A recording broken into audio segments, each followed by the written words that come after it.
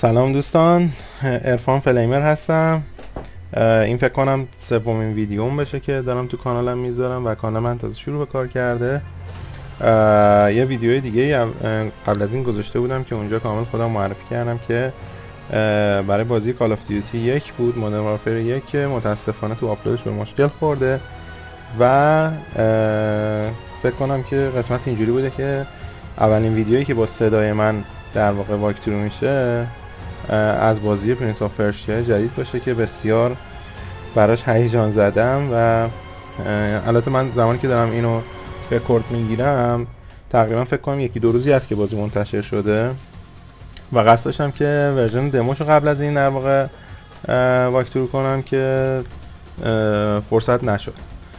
میدونم که الان خیلی از یوتیوبرها آلردی اینو بازی کردن و حتی تا ته رفتن و پارت‌های مختلفش رو گذاشتن و خب بعضی ها هم در واقع یه جورایی زودتر دریافت میکنن بازی رو که یه کمی شاید آنفیر باشه، ولی خب ما ورژن خودمون رو میخوایم ببریم جلو و من به عنوان کسی که از جامعه بازیسازی ایران، از اولین بازیسازای ایران هستم و بازیایی که ساختم اتفاقا تو این سبک بود و سبک مورد علاقه‌ام بوده، میخوام این بازی رو که سالیان سال ما آرزو داشتیم یه همچین بازی‌هایی ساخته بشه واکتورو کنم.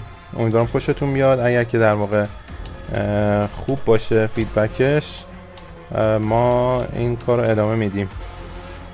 من توی این بازی در مورد چیزای فنی هم صحبت خواهم کرد.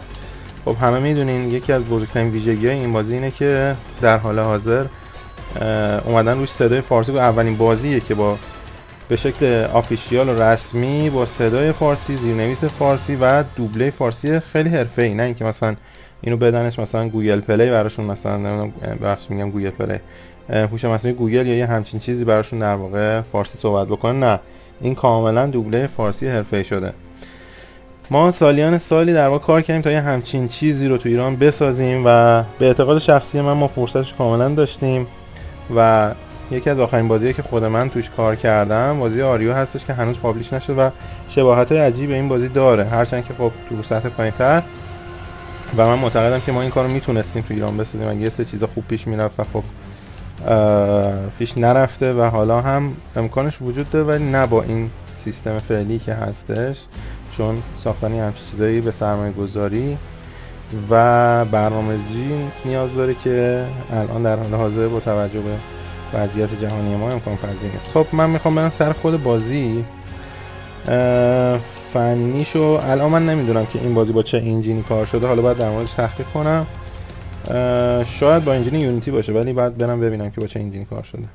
زیاد تنظیماتی من نمیبینم اینجا، فقط یه اولترا کیفیت نمایش داره که ما گذاشتیمش روی بهترین حالت.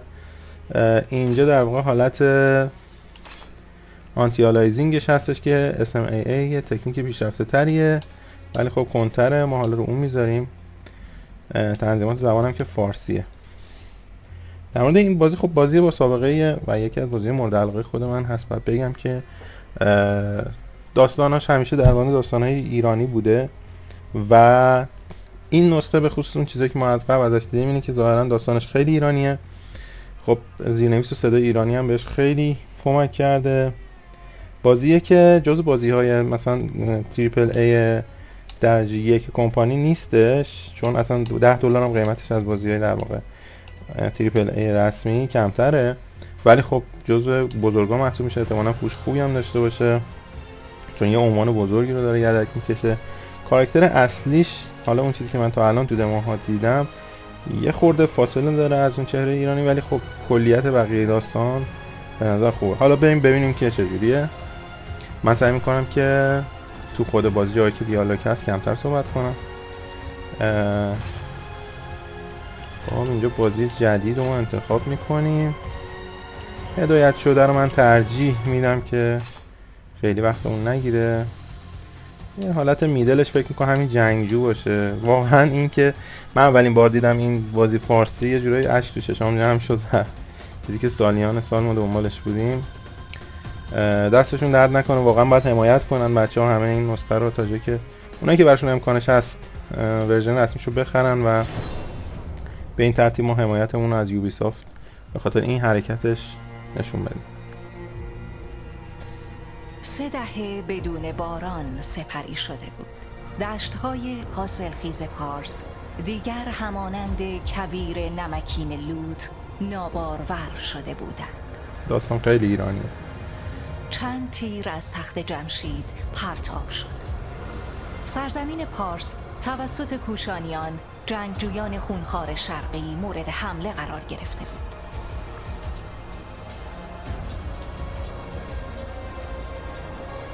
جنگجویان پارسی به هر قیمتی که بود از سرزمینشان دفاع کردند.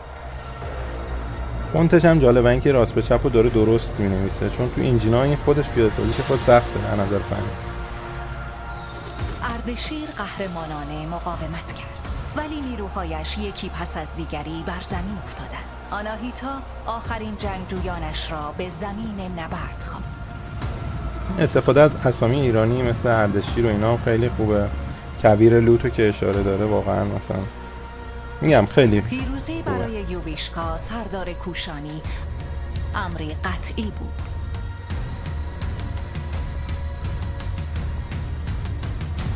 تا اینکه تاریخ مسیری متفاوت در پیش گرفت. 7 جنگجوی گارد جاویدان بهترین مبارزان سرزمین بودند.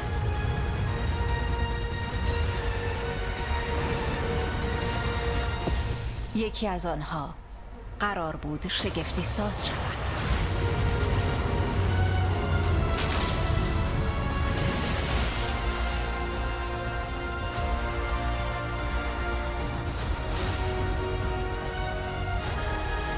من بزرگترین مشکل که با کاراکترش دارم فقط مدل موشه یکم و رنگ پوست زیادی تیر است که شبیه آفریقایی هاست بیشتر.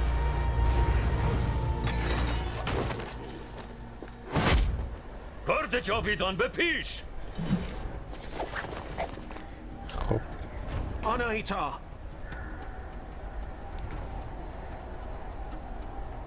نگران من نباش، مشکلی برام پیش نمیاد. تخت جمشید رو نجات بده، برای همین آموزشت دادم. میرم به سربازای زخمیم کمک کنم. اشاره به تخت جمشید و اینا. بریم سارگون. اسم کاراکتر اصلی سارگونه. گرافیکش خیلی باحال. ببین گرافیک استایلایزه، ولی از تکنیکای خیلی به روز استفاده میکنه. ولی خب به روز هم هست، یعنی اینجوری نیست که مثلا قدیمی باشه یا، ولی خب اون تکنیکای خیلی ریالیستیک و اینا نیست. خاطر اینکه خب استایلا کاملا هم جواب میده. خیلی شبیه بازی آریا ما از یه سری جهات، ولی خب خیلی تمیزتر، خیلی کار سنگین‌تر. آموزشش هم فارسی میذاره. من با بچه با دسته استاندارد ایکس باکس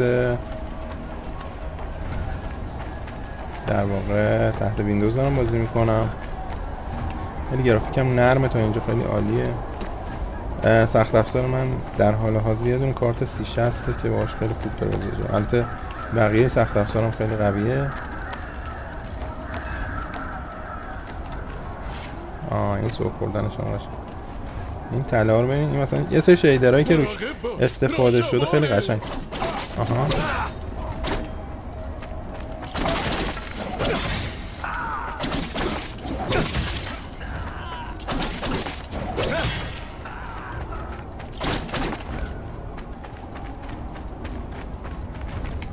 این دو شمشیره بودنش، یه جا میخوندم که این دوتا شمشیر اسم لیلی مجنون یه جورایی داره، خیلی جالب بود.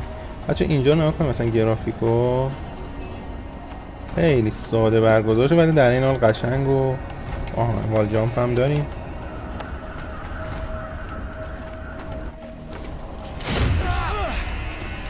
هیچ کدوم از شما اینجا رو زنده ترک نمی‌کنن.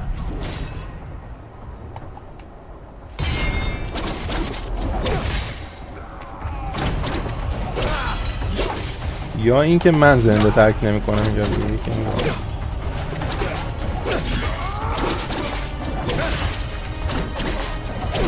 میگم گرافیک قابل قبول. حتی این حالت اولتراشه. دوستانی که حالا کامپیوترشون ضعیف‌تر باشن باید بگن که این چه جوریه. اگه کسی این ویدیو رو دید کامنت میتونه اشاره کنه که برای اون چه جوریه. کی داره بهت خوش می‌گذره؟ تنولیاس مسیری رو باز کرده. دوباره بیا سارگون. دستش درد نکنه که مسیر رو باز کرده. بچه من قبلش شنیده بودم که لید پلتفرم ساخته این بازی، یعنی در واقع اون پلتفرمی که براش به عنوان مرجع بازی ساخته شده نینتندو سویچ هست. برای همینم خب گرافیک سبک‌تر گرفته شده که راحت اون اجرا بشه. ولی این چیزی که دارم میبینم، چون نسخه سویچش هم دیدم و شاید ویدیو از اونم بذارم، اون نسخه قشنگ معلوم بود که خیلی چیزا ازش زده شده. اصلا حجمشون هم خیلی کمتر، خیلی قابل قیاس نیست حجمش. اینجا قشنگ یه جایش گرافیکش کمی در واقع طراحی محیط شبیه چینیه، ولی خب قشنگه باحال. آره لید پلتفرمش نینتندو سویچ بوده، ولی خب کیفیت گرافیک و بافته و خیلی چیزا قطعا اونجا خیلی کمتره. حالا من اگه بتونم این بازی سعی می‌کنم رو 4K هم تجربه کنم. چند تا جلو باشی اصلا من دست و پا گرفته میشم بلکه به سوی پای من برسی.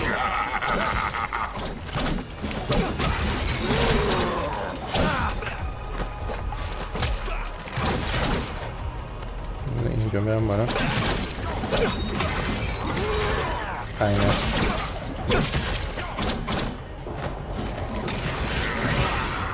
در مورد لید پلتفرم من این توضیح بدم. انیمیشن خیلی نرم خوب داره اجرا میشه، راضی کننده است تا اینجا تا افکتاش هم قشنگه. لید پلتفرم در واقع به این معنی که وقتی دارن بازی میسازن همه تستایی که میگیرن، همه کاری که میکنن و روی اون کنسول و استیکه اون کنسول تست میکنن ببینن که چجوریه و همه تنظیمات رو سعی میکنن یه جوری کنن که روی اون کنسول بهینه باشه.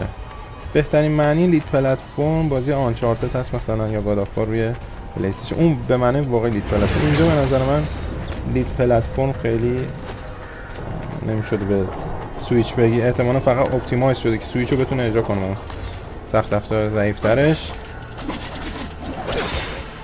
ولی خب خود بازی احتمالا رو کامپیوتر توسعه داشت. انجینش رو نمیدونم، همونطور که گفتم برم نگاه کنم ببینم اگر یونیتی باشه که خیلی خوب توی یونیتی در آوردن، هرچند که یونیتی به درد دقیقا همین بازی رو میخورده. کم گرافیکش شبیه آنریل نیست، یا انجین این هاوسه، این هاوس اصطلاحاً به انجینایی میگن که او این سر خوردن هم داشت که ما دقیقا تو آری داریم. آها این پرش رو برقبش هم قشنگه.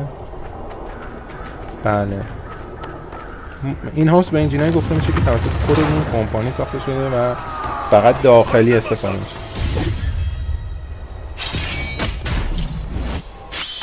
خب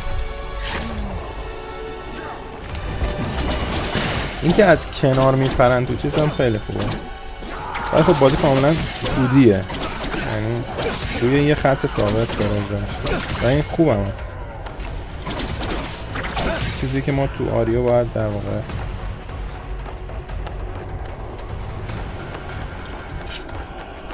سردایشون نباید خیلی دور باشه.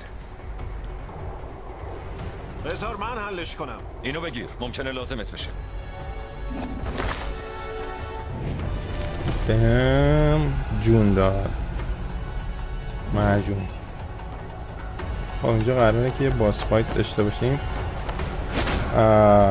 آره ما بازی نمیتونی اصلا مخفی در مورد بازی‌های قدیمی که ما کار میکردیم و میگم ما خیلی علاقه داشتیم که تو این سبک بسازیم، من حتما یه بار توضیح میدم. آخرش بازی آریو، اولش بازی علی بابا بود که متاسفانه پابلیش نشد. آریو هم هنوز پابلیش نشده ولی امیدوارم که پابلیش بشه.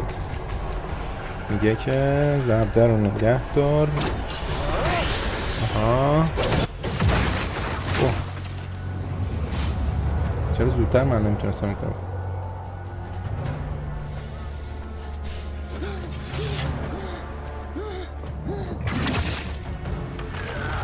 اوه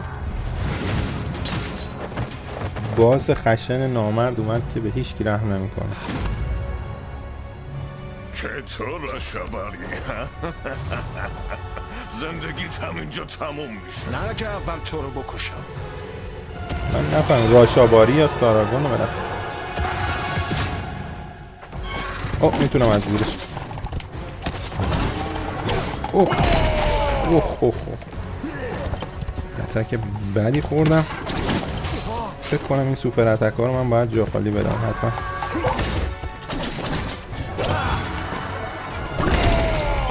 آها با پرش میشه.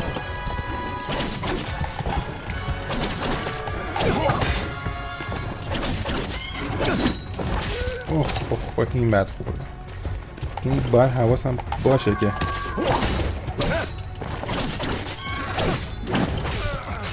موقعی که قاطی میکنه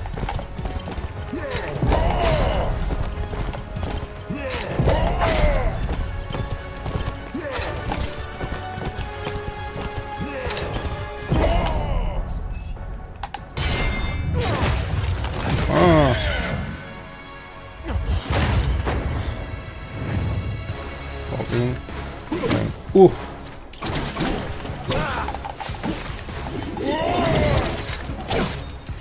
بیشتر فکر کنم باید از پشت بهش اتک بدم.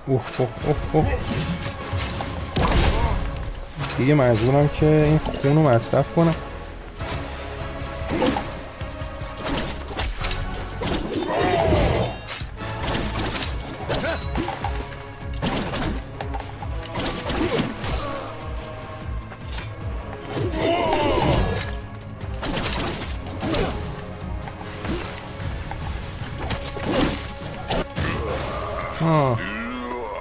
دایش خوب زدمش دفعه اول.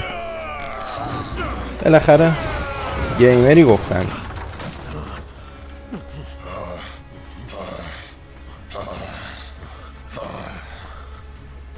بچه من سعی میکنم اینو پارت بندی کنم و تایم پارت هم زیاد نشه. همین یه اتک آخری بهش میداد خوب بود. سیمرغ توانا، محافظ پارس، مدت هاست که ترکمان گفته.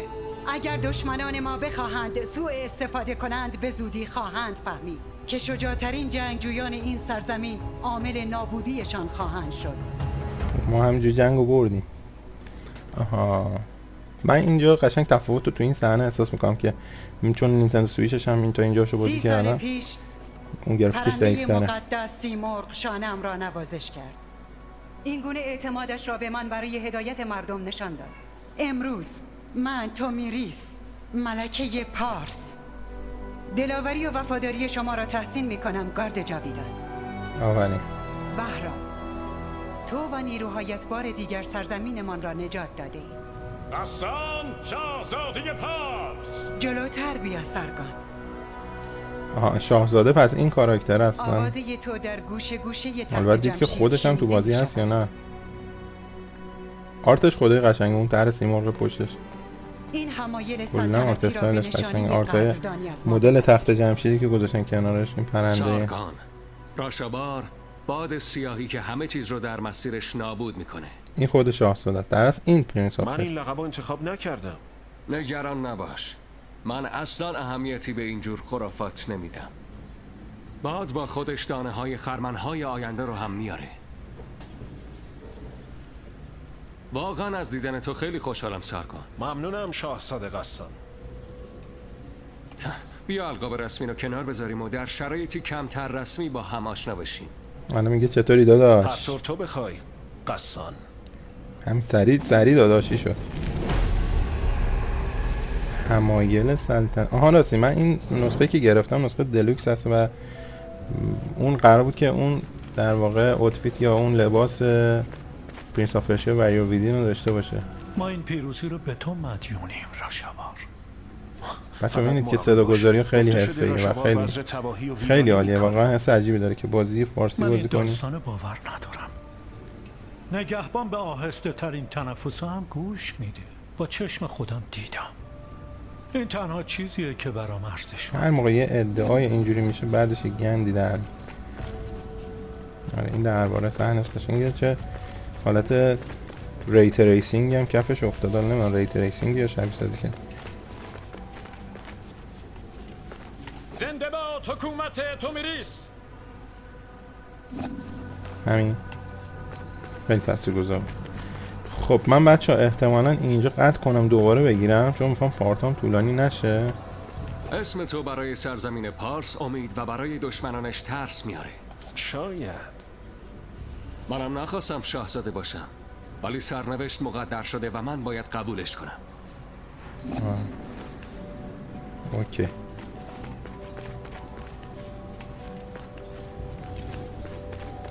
خب من همینجا تو این تالار این رکورد رو قطع میکنم تا پارت بعدی رو بگم یا طولانی نشه. فعلا تا پارت بعدی